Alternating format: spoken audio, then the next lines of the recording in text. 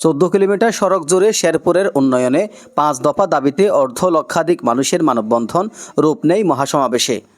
শেরপুর জেলার উন্নয়ন বঞ্চিত অবস্থার প্রতিবাদে এবং যৌক্তিক 5 দফা দাবিতে অর্ধ লক্ষাধিক মানুষ অংশ নেয় এক বিশাল মানববন্ধনে, যা রূপ নেয় এক মহাসমাবেশে। বৃহস্পতিবার 15 মে সকাল 11:01 থেকে দুপুর 12টা পর্যন্ত শেরপুর প্রেস ক্লাবের আয়োজনে এই নাগরিক মানববন্ধন অনুষ্ঠিত হয়। খোয়ারপাড় শাপলা চত্বর মোড় থেকে অষ্টমীতলা পর্যন্ত প্রায় 7 কিলোমিটার সড়কের দুপাশে মানববন্ধনটি গড়ে ওঠে, যার মোট দৈর্ঘ্য দাঁড়ায় প্রায় 14 কিলোমিটার।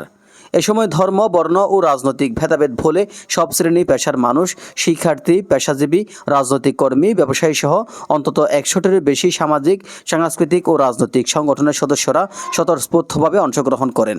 উল্লেখ্য, 1984 সালে মহকুমা থেকে জেলায় উন্নতি হলেও শেরপুর এখনও স্বাস্থ্য, শিক্ষা, যোগাযোগ ও অর্থনৈতিক উন্নয়নে পিছিয়ে আছে।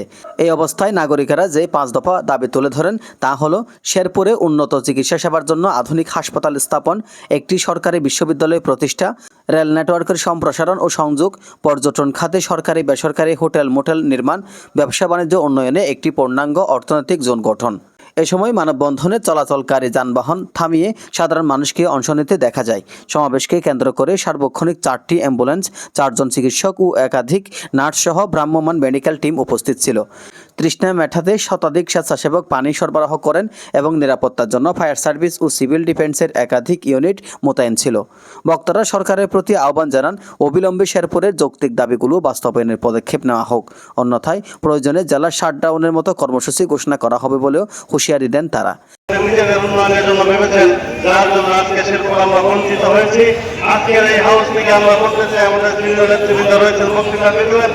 আমরা আজকে শেরপুরের সকল শ্রেণী পেশার মানুষ আজকে ঐক্যবদ্ধ হয়েছি। আমরা এই বৈষম্য শিকার থেকে বেরিয়ে এসে আমরা শেরপুরের যে অবহেলিত শেরপুর রয়েছে, আমরা যেখান থেকে বঞ্চিত হয়েছি, এগুলো আমাদের দাবি। জেলার ইতিহাসে রাজনৈতিক কর্মসূচি ছাড়া এত বৃহৎ জনসম্পৃক্ততা এর আগে দেখা যায়নি বলে মন্তব্য করেন আয়োজকরা।